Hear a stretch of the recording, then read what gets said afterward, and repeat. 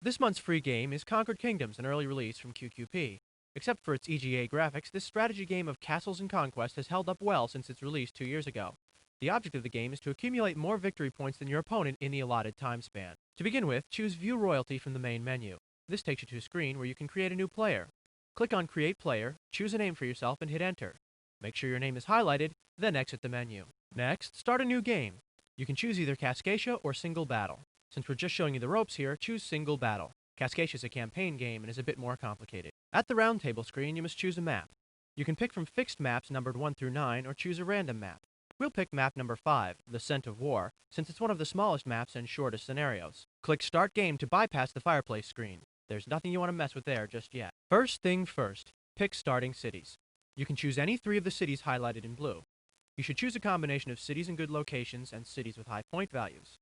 Every turn one of your units occupies 1 square of a city, and there are no enemy units occupying that city, you get a number of victory points equal to the city's value.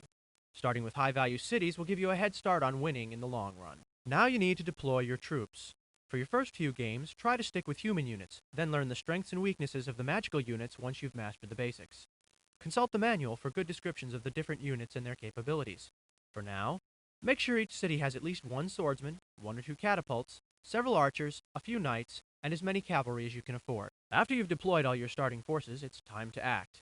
To move a unit, simply left-click on the square where you want it to go. Units can pass through squares containing 2 friendly units, but cannot end their turns there. To select another unit to move, simply right-click. To keep a unit from moving, you can put it on sentry.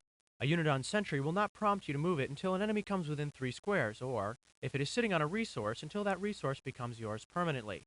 If you simply want to skip a unit for a turn, click on Stop Move. The first thing you should do is take any nearby unoccupied castles. If you place your cavalry well, you can usually get a unit into a castle or 2 your first turn. Again, castles are worth lots of victory points, so take as many as possible as soon as possible. You should also occupy any nearby resource squares. If one of your units stays in the same square as a resource for 3 full turns, it becomes yours permanently. You can check the status of a resource by right-clicking on it. At the end of your turn, any necessary combat is resolved.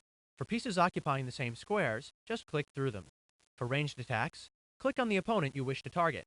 The numbers superimposed on the target indicate the number of hits you will inflict and the number of hits your foe has remaining. Once you have at least 1 castle and are producing some resources, you'll get a production screen at the end of your turn. Here, you turn those hard-won resources into new units. You can buy a unit with just gold, or with a combination of gold, coal, and wood. Units you can afford are lettered in green.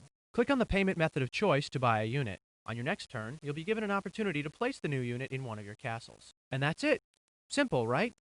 Of course, there are 20 more levels to the AI, 8 more maps, not to mention the campaign game. For additional information, consult the manual, which may be found in the manual directory of your CD.